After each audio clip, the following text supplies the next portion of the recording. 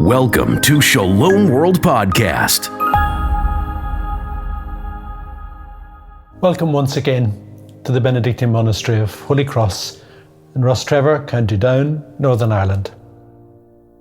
The community of monks who live here came from France. And so today I would like to begin with a quotation from a French philosopher, not a father of the Church by any means, but many of you will be familiar with the name Jean-Paul Sartre.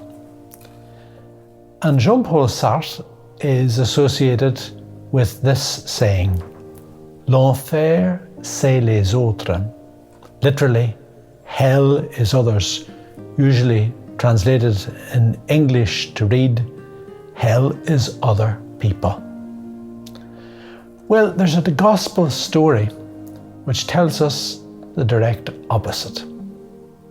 It suggests that hell is, or hell begins for us when we become wrapped up in ourselves.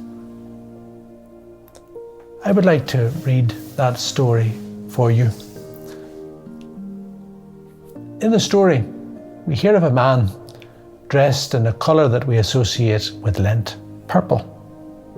So I'll read the Gospel passage. Since Luke's Gospel that we read, Jesus said to the Pharisees, "There was a rich man who used to dress in purple and fine linen and feast magnificently every day. At his gate there lay a poor man called Lazarus, covered with sores, who longed to fill himself with the scraps that fell from the rich man's table. Dogs even came and licked his sores. Now the poor man died and was carried away by the angels to the bosom of Abraham. The rich man also died and was buried." And we're told that this rich man didn't go to the paradise that Lazarus went to. He went to Sheol, the depths of death, hell. The point of the story is this. Hell is the result of selfishness. When I say hell, I mean being cut off from God, cut off from people we love. The consequences of cutting ourselves off from others, cutting ourselves off from their cares and concerns, is to find ourselves cut off from God and cut off from those with whom we would want to be united. If I can put it this way, our isolation, our painful separation, is often the result of an earlier insulation. Let me explain what I mean. Our eventual isolation is the consequence of our wrapping ourselves up in material comforts, with all the padding we put in place around ourselves to protect our lives, to bolster our ego, everything that makes us unfeeling in other people's regard ends up by having a very negative impact upon ourselves. When we read that gospel story that I shared with you, reading just part of it, we see that the rich man in the story does not seem to have even seen that there was a poor man lying at the door of his house. When we read the story, it's as if he went in and out that door and never even recognized that there was anyone lying in the doorway. It's implied in the story that it's not so much that the rich man actually took a decision to ignore and deprive Lazarus of help. It seems that he just didn't recognize that Lazarus was there or that Lazarus needed assistance. Now, I find it very striking in the story that the poor man is given a name, Lazarus, while the rich man is not named. Is it not implied here that the rich man didn't really have a personal identity? He was the rich man, the man with many possessions, but he was not known by his name. He had gained the whole world, but he had never really found himself, and was never really known for himself as a person, who he was, but rather just for all that he had acquired. Not being truly someone himself, how could this rich man see the poor Lazarus who was there before him? It appears that the rich man was so caught up in himself that he had become a prisoner of his possessions. He couldn't see beyond the walls of his own house. He couldn't see beyond his own nose, as we say in popular speech. All that counted for him were things. He didn't do people. And I've heard some folks say, I don't do people. I'm so caught up in the business of life that I haven't time to do people.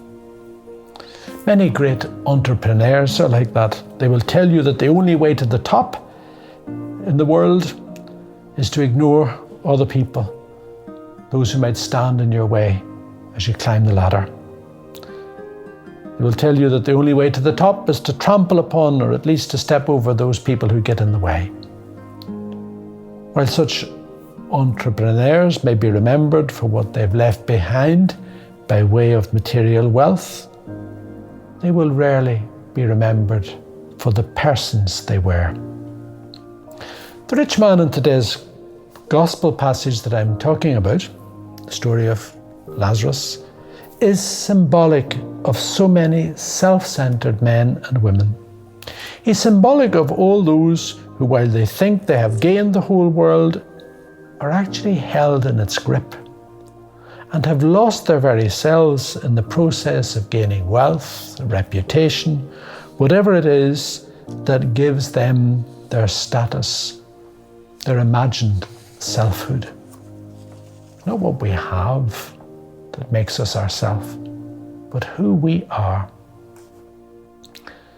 Let's dare to admit we mightn't have a big bank account, we mightn't have great fame, but let's dare to admit that we can sometimes be like that rich man in the gospel. I'm not saying that any of us will ever have our name published in the rich list or become materially affluent, but we can get it wrong in the same way as this rich man got it wrong in his life.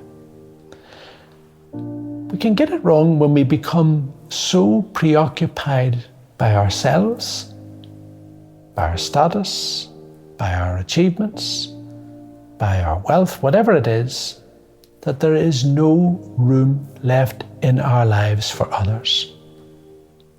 We can even lose ourself. We can become lost in the process of all that we do to have more and more. At the very heart of our observance of Lent is a call to move beyond selfishness. It's the whole idea of this insistence that we have every Lent upon sharing with those in need. We're being called to move beyond selfishness, self-centeredness.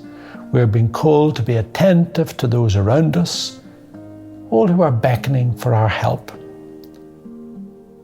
And there is in that a call to attend to our true self, a call for us to be where we should be with ourselves, how we should be situated within ourselves.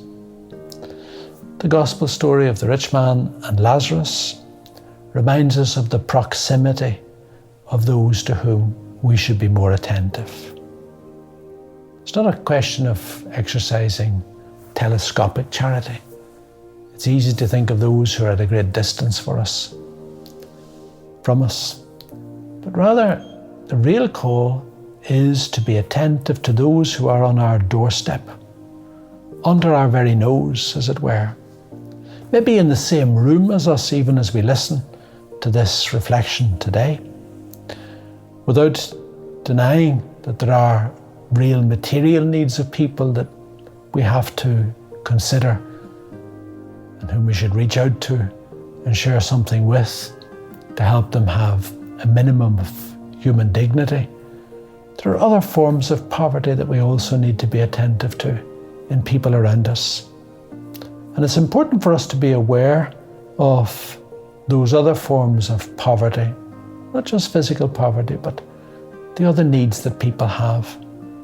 There are many around us who are beckoning for our attention each and every day. People longing for our proximity, a word from us, maybe a smile, just some sign of attention. There are many people right beside us. That could be our spouse, could be our child, could be an elderly parent, could be a neighbour, the person we're working with, someone who maybe is just looking for 5 minutes of our time, a visit, a loving glance, the recognition that they exist and that they matter to us. And when we recognize that others exist, and when we show them that they matter to us, we reveal to them something of God's care for them. They can be people of our own household. They can be those with whom we share life in our communities. May this Lent see all of us opening our eyes so we may recognize those who need to be attended to. May this Lent see us opening our hearts to these people. And also, and that's one of the challenges of Lent, to share with those in need, opening our hands to give what we can give, to share with others. And then when we do that, what we will discover is that hell is not others, it's heaven that is others, because we will be united with those we have cared for. And they will be able to smile upon us, and God will smile on all of us gathered together in His house, where He wants to see us forming one family. Lord, help us during this Lent to take up the challenge to be gracious as You are gracious, to be loving and kind as You are loving and kind. Help us to be attentive to those who today call out, maybe without putting it into words, for a little sign of our attention. You became poor and needy, and You remain poor and needy in all those in our world who are poor and needy. May we be attentive to You in them. Amen. Shalom World Podcasts is now available on all online platforms, including Apple Podcasts, Spotify, and others.